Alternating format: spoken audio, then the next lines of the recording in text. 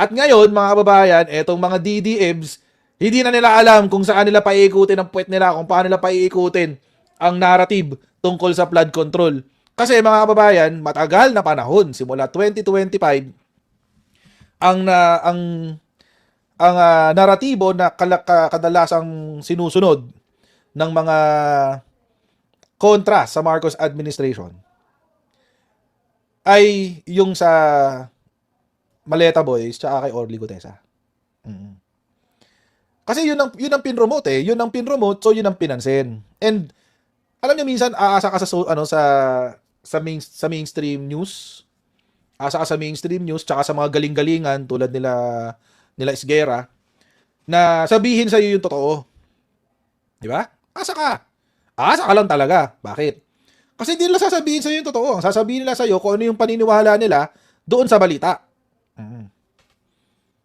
So basically opinion din nila. So for the past few months, hinayaan ng mga mainstream media na magpatuloy ang kabalbalan at kabobohan ng Maleta Boys. Oo. All of a sudden, ngayon, everything fell, everything came crashing down. Wala na. 'Di ba nung panahon na kalat na kalat yung testimonya ni Orly Gutesa, pati yung mga hardcore dilawan sinakyan yan. Pati yung hardcore dilawan, mga kababayan. Yung mga gusto talagang ikabit ang pangalan ni President Bongbong Marcos sa korupsyon ng flood control. Pinaniwalaan din nila si Orly Gutesa. Di ba naging subject pa nga yan ng impeachment trial ni President Bongbong Marcos? Naalala nyo? Kasama sa articles of impeachment yan Yung testimonya ni Orly Gutesa. Ganong kalalayan, mga kababayan. Ganong kalalayan, mga kababayan. No joke.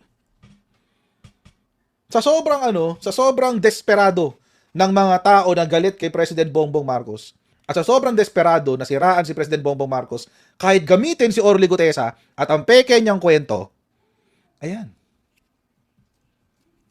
Yan ang nangyari. Ginamit nila si Orly Gutesa. Egay Erice, ginamit si Orly Gutesa. Of course, andyan na yung mga DDS, ginamit si Orly Gutesa.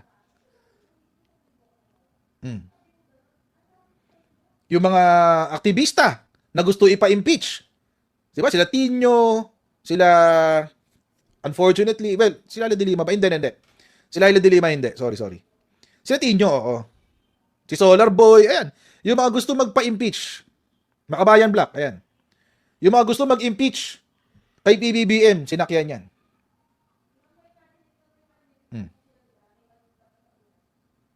Tapos ngayon, all of a sudden, biglang bumaliktad. Ito na naman sasabihin ng mga DDS. Sigurado ako, mga kababayan. Ito na naman ang sasabihin ng mga DDS. Dalawa lang ang sasabihin ng mga DDS, mga kababayan. It's either sabihin nila, mga kababayan, number one, nabayaran ng maleta si Orly Gutesa. So, yung maleta na inimbento ni Orly Gutesa, siya na ngayon ang nagbayad. Siya na ngayon ang tumanggap. Oo. Di ba? Number one. Ito pa isang sasabihin ng mga DDS. Number two, nung una, hindi kayo nung kontra kay Martin tsaka kay Bongbong yung kwento ni Gutesa, hindi kayo naniniwala. Ngayon, naniniwala na kayo sa kwento ni Orly Gutesa. Ba't naman kayo ganun?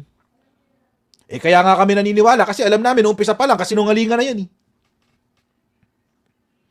Umamin na Umamin na. Oo. Umamin na. Putangin natin yung balita, mga babayan. Ito yung balita. Umamin siya na ginamit or nagpagamit, take note ha, nagpagamit. Hindi siya biktima dito, mga babayan. He is an accomplice.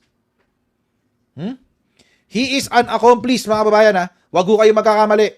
Etong si Orly Gutesa ay hindi biktima. Siya ho ay accomplice, kasabwat. Kaya wag ho kayo maawa dito sa mukong na to. Tuloy natin. Sa tatlong dating bodyguard ni Zaldico, binawi na rin ng dating sundalong si Orly Gutesa ang nauna niyang pahayag na nag-deliver siya ng mali-malitang pera sa bahay ni dating House Speaker Martin Romualdez. Ang sabi ni Gutesa, sina Senador Dante Marcoleta at dating Congressman Mike Defensor ang nasa likod ng pagharap niya sa Ayun! Senate hearing. Kapalit ng pera at Tagal na natin sinasabi sa yan. kanyang mga anak. Nakatutok si Maki Pulido. Exclusive! Unang lumabas sa publiko si Orly Gutesa sa pagdinig ng Senate Blue Ribbon Committee kaugnay ng mga anomalya sa flood control projects noong Setyembre ng nakaraang taon. Sa kanyang testimonya, sinabi niyang bilang bodyguard ni dating Congressman Zaldico, naghahatid siya ng mali-maletang pera sa bahay ni dating House Speaker Martin Romualdez. Humigit kumulang 3 beses ako mismo ang nag-deliver ng basura sa bahay ni Congressman Saldico at sa mga bahay ni Speaker Romualdez. Si Senador Dante Marcoleta ang nagharap sa pagdinig kay Gutesa na inilapit daw ng kaibigang si dating Congressman Mike Defensor. Pero ngayon, binabawi na ni Gutesa ang kanyang mga Yun, sinabi patay. sa isang panibagong affidavit. Pinilit lang daw siya ni Defensor na sabihing naghakot siya ng pera para kay Romualdez kahit hindi raw ito totoo. Sa isang video, binasa ni Gutesa ang ilang bahagi ng kanyang affidavit. Sa isang Japanese restaurant malapit sa Senado, sinulat daw ang kanyang affidavit laman ng kwentong idinikta ni Defensor. Inayos pa raw ni Marcoleta ang draft na tinype ng manugang ni Defensor na si Mark. Sinimulan nga na ni Senator Marcoleta ang basahin ang ginawa ni Mark na affidavit base sa sinabi ni former Congressman Mike na sabi niya, pare, ayusin ko ang Tagalog. Doon mismo sa harap ko, inaayos ni Senator Marcoleta ang affidavit na yun. Sabi ni former Congressman Mike, Defensor, si Mark kasi di marunong mag-Tagalog. Ang video na ito ibinigay sa GMA News ni Attorney Melvin Kalimag, ang abogadong nagnotaryo ng panibagong affidavit ni Gutesa noong August 13. Binigay din sa amin ang video na ginawang pagnotaryo sa isang hotel room sa Pasig. He was very relaxed. Tapos tahimik nga eh. Parang very ordinary lang. Ni-request namin kay Attorney Kalimag na makausap sa telepono si Gutesa pero ayon sa kanya, may problema sa signal kung nasaan si Gutesa kaya di siya makontak. Sa kwento ni Gutesa sa kanyang affidavit, narinig daw niya ang usapan ni na Defensor at Marcoleta tungkol sa pera. Sabi ni Congressman Mike, basahin mo na muna, ikaw na ang bahala kung pwede yan. Sabi niya, pari, 150 million lang, masaya na tayo. At ang matapos niyang basahin ng affidavit, sabi niya, ito na yung missing link na hinahanap natin kasi puro sila Saldico at ikaw lang ang makapagbabanggit kay former Speaker Martin na di-deliver ng pera. Pinangakuan daw siya ng pera at scholarship sa mga anak. Pinilit niya sa akin na ako na lang sabay sabi na, basahin mo lang ang mga, basahin mo lang yan at mababayaran mo naman.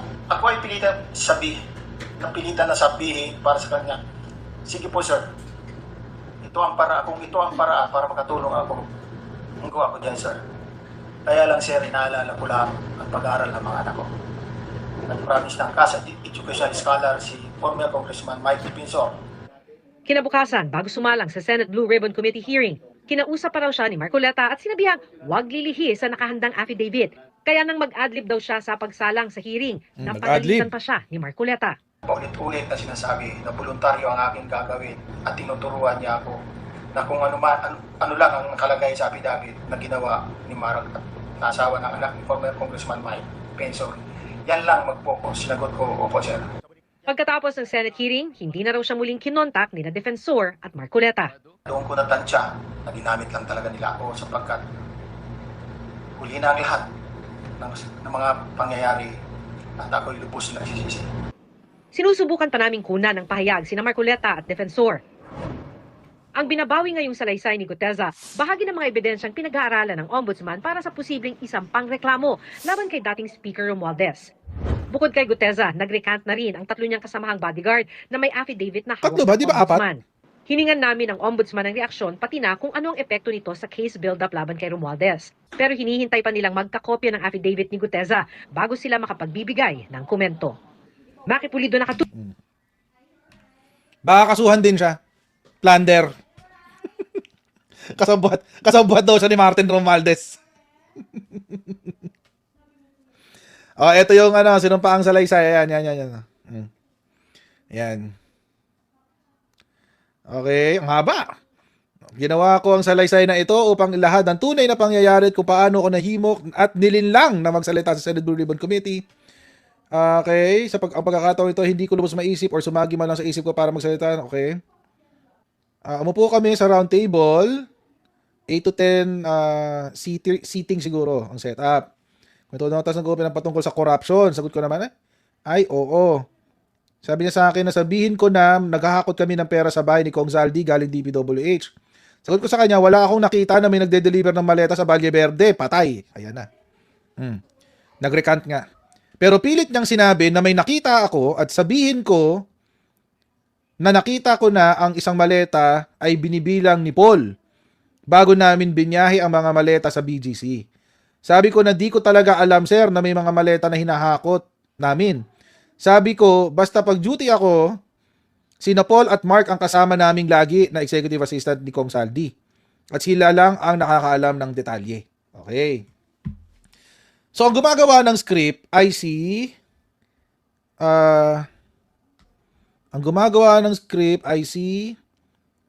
Mark, na asawa ng anak ni Mike Defensor. So, manugang ni Mike Defensor. Naku, mabigat to. Habang nagkukwentuhan kami, pinipilit niya sa akin na isulat na ang pinapasabi niya sa akin. Para pagdating ni Senator Dante, na mabasa niya at siya na magdesisyon kung pwede. Sabi ko, sir, wag po kasi nabanggit na po nila Paul at Mark yan. Ang mga susi sa lahat ng katanungan nila sa Senado, sir. Sabi niya, hindi. At pilit na sabi niya, sulat lang natin, bahala na si Senator Dante. Ayan. Mga 4:30 PM, dumating si Senator Marcoleta sa baba ng restaurant, tumawag sa kanya na nagtatanong kung anong room. Lumabas si former Congressman Mike para salubungin si Marcoleta. Hingal na hingal pa nang pumasok. Mukhang excited pa. Hingal na hingal daw, guys eh. At umupo sa tabi ko at sa pagkakataong ito, iniabot niya ang kanyang kamay sa akin para kamayan. Well, in fairness, ganyan talaga Noong na-meet ko si Kong Marcoleta, Kong pa siya noon, maayos pa siyang tao noon. Or di ko alam, baka hindi na siya maayos noon, pero yun ang impression na ibinibigay niya. Maano naman talaga siya, very amiable si Kong Marcoleta. Very amiable. So, anyway. Sabi niya sa akin, pasensya na, hapo ako, taas kasi ng hagdan. Pinagpatuloy ang pagsasalita, sabi niya, pasensya na, nagmamadali ako, may session pa kami, tumakas lang ako. Sabi niya sa akin, Orly Marines ka, di ba? Okay, so si Marcoleta pala yun. Sagot ko, opo sir, pero retired na po ako. Sagot niya sa akin, mga walang hiya sila. Binaboy nila ang Pilipinas at patuloy pa niya na isa pa itong si Senator Ping. Balak na itigil ang investigasyon, di ko maintindihan kung bakit at ang masaklap na kay Kong Zaldi lahat nakasentro. Okay. So lumalabas dito kay Senator, well, in fairness kasi mga babae, sa Blue Ribbon Committee ni Senator Ping. Lahat talaga na kay Zaldi. Lahat ng season na kay Zaldi. Kasi nga walang nagtetestimonya na umabot itong lahat kay Martin Romualdez. Okay. So alam naman natin na di niya magagawa yan ng walang utos. Okay, ito na. Ito na yung juicy. So, si Marcoleta may agenda. Ang gusto niya, merong magbanggit ng pangalan ni Martin. At hindi lang yon mga kababayan. Ito. Hindi lang may magbanggit. Kailangan inutusan si Martin. Ulitin natin, ha? Kailangan may umamin na kasabwat si Martin Romualdez. Number one. Number two, kailangan yung umamin, hindi lang isasabit si Martin Romualdez. Kailangan sabihin kailangan magsabi na si Martin Romualdez ay inutusan. Nino? Alam na natin kung ano yung nakasulat sa affidavit. Alam na natin kung anong sinulat sa affidavit. Di ba? Yung nakaraan? Nag-deliver daw siya kay PBBM, di ba? Sabi niya. Pare, basahin mo muna yung ginawa ni Mark dyan na affidavit. Sagot ni Senator Marcoleta, meron na ba, pare? Basahin mo muna at ikaw na bahala kung pwede yan. Sabi niya, pare, 150 million lang, masaya na tayo. 150 million? Wait! Nagpabayad si Marcoleta ng 150 million para ipasok si Orly Gutesa sa hearing? Langya ka, Marcoleta! Plunder ka pala talaga, hayop ka. Tama ba ako naiintindi? Inabot ni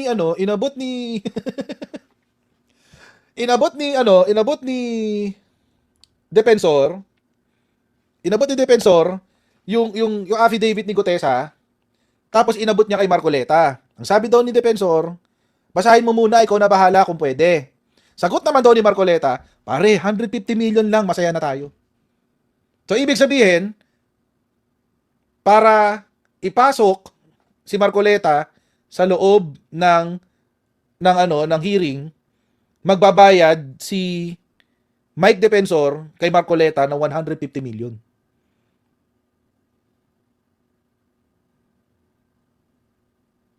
Ganun ang dating eh. Ganun ang dating kasi. Hindi kay Gutesa yung 150 million, kay Marcoleta. Yung 150 million.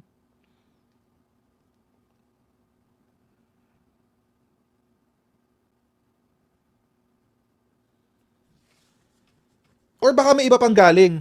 Baka gustong iparating ni Marcoleta. O, baka pa sabi naman sa financer natin, 150 million lang. Baka ganon. Lang ya. Tama ba ako naintindi? So, aside from the 75 million, humingi pa ng 150 million? Ganun ang dating eh. Tama, di ba, Chopaeng? Tama ba? Tama pareho tayo naintindi, di ba? Tama ba? Parang ganun eh. Oo. So parang ang dating is para maipasok si Gutesa sa Blue Ribbon Committee hearing, bayaran mo ako ng 150 million. Masaya na tayo dyan. Grabe. Okay, tuloy tayo. Sinimulan ni Senator Marcoleta basahin ang ginawa ni Mark na affidavit. Base sa sinabi ni Kong Mike Defensor, sabi niya, pare ayusin mo ko yung Tagalog at siya mismo nagay sa laptop, okay? At nang matapos niya basahin ang affidavit, sabi niya, ito na yung missing link na hinahanap natin kasi puro sila saldi. Sinong sabi niya? Si Mike Defensor. Okay. At ikaw lang makakabanggit kay former Speaker Martin na nagde-deliver ng pera. Sabay paalam, pare ayusin nyo yan. Babalik ako, hahabol lang ako sa session. Si Marcoleta ang nagsabi. Yun daw yung missing link. Okay. Bago siya umalis, sinabi ko sa kanya, Sir, wag nyo na po ako. Kasi po nabanggit na din po na pangalan ni Paul at Mark. Sagot niya, di pwede si Paul at Mark kasi iglesia. Ayun. Patay. Matitiwalag yon at ayaw ko na ako ang dahilan ng pagkatiwalag nila. Bawal kasi sa iglesia ang ganyang usapin. At sinabi niya, muli at pinipilit niya sa akin na ako na lang, sabay sabi na basahin mo lang yan at mababayaran ka naman. Ayun.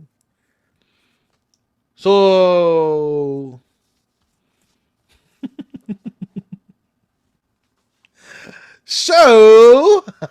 ay, Diyos ko. Ang sabi niya, kung di ko gagawin ito, ang plano ni Senator Lacson na itigil na investigation ay magtatagumpay. Wala namang ganun plano si Senator Lacson. Wala kang mapapala. Sa paulit-ulit na pilit niya, ituloy ko ang ginawa affidavit ni Mark at dala ng takot at pangamba na lahat ng nakalahad sa affidavit ng kanilang ginawa ay aking nasabi at nasaksihan ko kahit hindi ito totoo, pati ang pagsabi na napasama ako sa 3 beses sa delivery ng mga maleta sa allegedly bahay ni Speaker Martin Romualdez sa Forbes Park. Wala nga ako naging direktang kontak o nakita man lang si SP Romualdez sa nasabing address. Ako'y napilitan na sabihin sa kanya, sige po sir, kung ito ang paraan para, okay. Grabe to, pasabog no. Para makatulong ako, go na ako dyan sir. Kaya lang sir, ang inaalala ko lang po pag-aaral ng anak ko, nag-promise ng cash at education scholarship si former Congressman Mike Defensor bago tuluyang umalis. Okay. Okay, so ginagawa yung affidavit, 6:45, tapos print daw muna, na tanungin kung may printer sa restaurant. Kumuha Senator Mark ng isang copy, sabi niya akin na muna ito para may copy ako. Pilit sinabihan niya ako na ipanotaryo mo yan sa kanila, sa kakilala namin. At bukas pupunta ka ng Senate kahit may hearing na 9 a.m. Dapat Senate ng 8 a.m. Okay. Ako, naiwan kami ni Mark at pinapunta ako sa mapagnotaryuhan sa Pasay. Agad ibinigay niya sa akin ang address. Ay!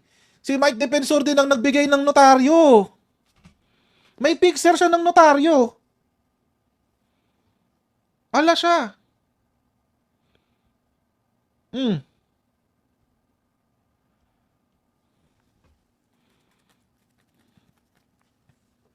Ito, yung notaryo kasi mga kababayan, Diyos ko, ito yung peking notaryo eh. So, ang nagbigay ng magpapanotaryo, allegedly, sabi nito ni Orly Gutesa, ay yung anak, yung manugang ni Mike Defensor. Oo. Patay ka. Yari ka dito. Madadagdagan ng kaso si Mike Defensor. Hindi ba kakasuhan ng ombudsman to? Anong ombudsman? Hayaan mo lang na ganito to? Diyos ko. Pakawalang hiyan itong dalawang to talaga.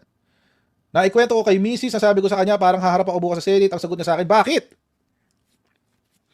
Kasi sabi ko sa kanya, si Paul at Mark ayaw ipatawag ni Senator Marcoleta kasi baka daw matiwalag sa iglesia.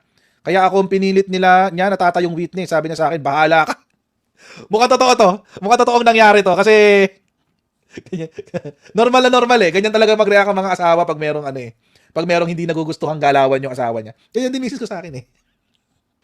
Parang nakarelate ako doon, guys. Nakarelate ako sa paragraph 15.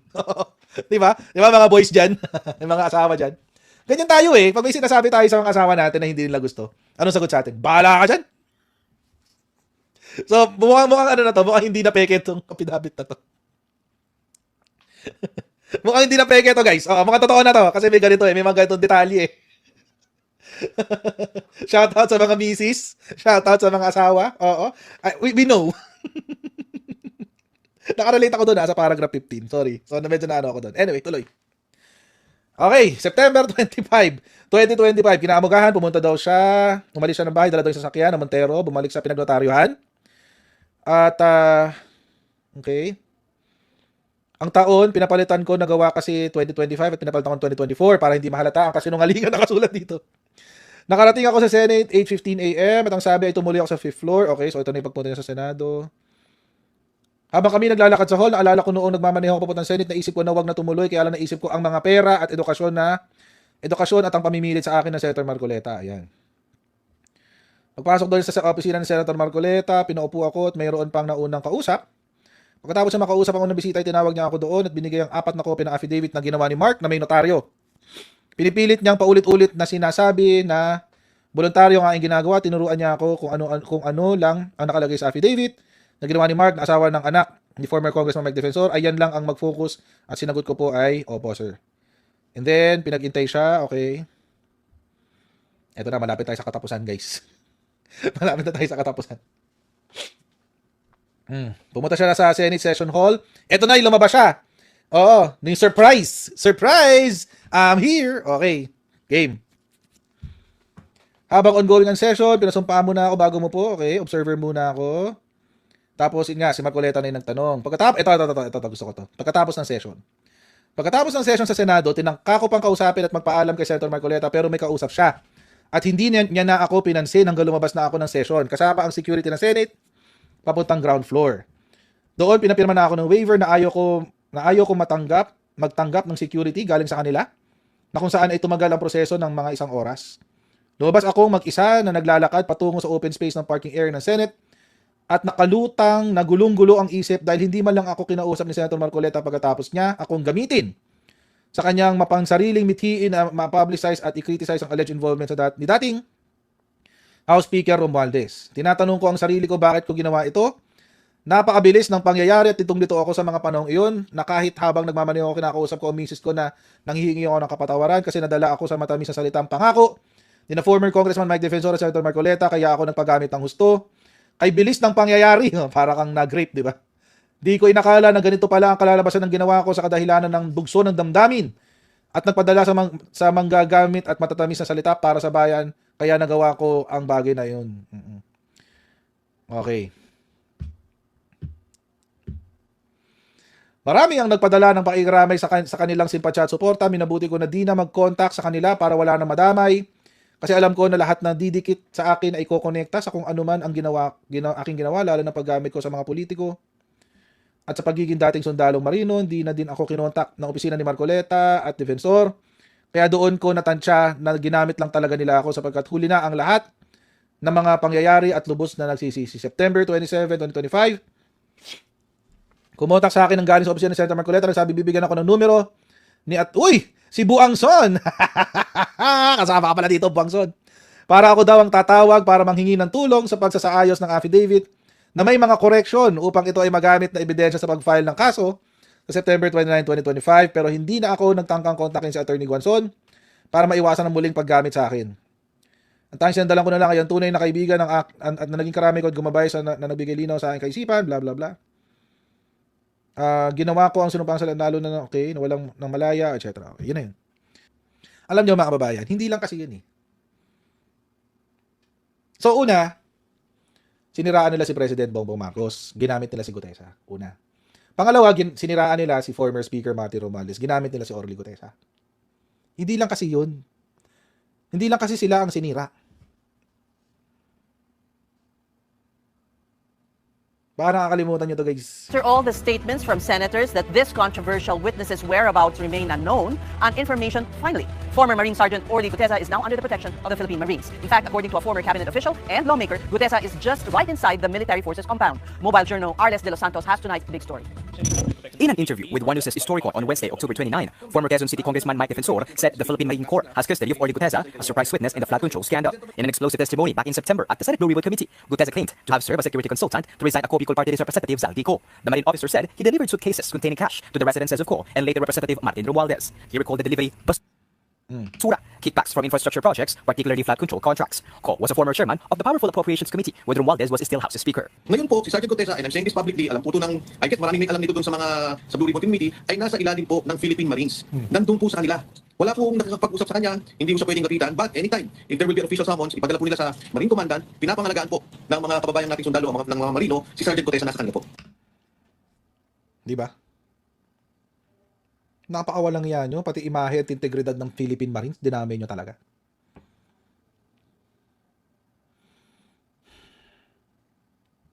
Kakapal ng mga mukha nyo.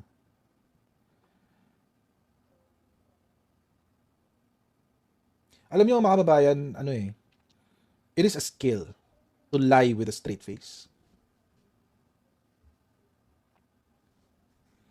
Skill yan. It takes years of practice para makapagsinungaling ka ng ganito. Yung walang yung dire-diretso, ni hindi ka man lang tumitigil. Nung hindi ka na nag-iisip, dire-diretso lang eh.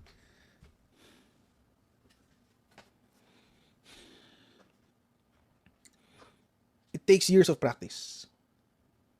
Ibig sabihin to si Mike Defensor, batak na. Baka buong buhay nito, baka totoong nabuhay siya sa kasinungalingan. Nabuhay siya sa pagsisinungaling, binubuhay siya ng pagsisinungaling, at ngayon nakakulong siya sa pagsisinungaling. It takes a lot of skill and mastery to lie with a straight face. Tulad ni Mike Defensor, tulad ni Alan Peter Cayetano. No joke.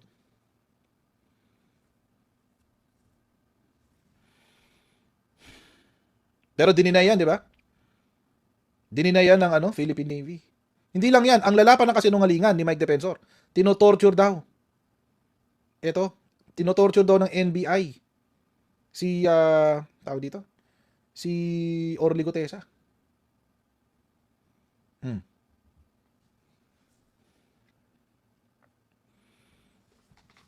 Ang ano nyo?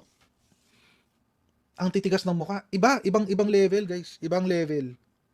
Yung magsinungaling ka ng ganyan, sa harapan ng mga sa simbahan mo, sasabihin mo to?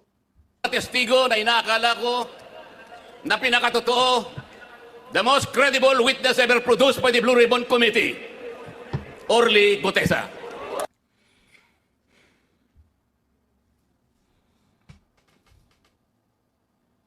Ang lala nyo. Seryoso. Nakakapagsinungaling kayo ng ganyan? Hindi man lang kayo walang puknat? Wala man lang feeling ng guilt? Hindi man lang kayo nagdalawang isip? Dinamay nyo ang Marines? Dinamay nyo ang Presidente? Dinamay nyo yung House Speaker? Para saan? Para makabuo ng critical mass para ibagsak si PBBM? Hindi nyo naman nagawa. Nung hindi nyo na makontak si Orly Gutesa, anong ginawa nila? Nag-imbento ng bago. Nag-imbento ng bago. Nagkaroon sila ng 18 maleta boys. Hindi na kasi makontak si Gutesa eh.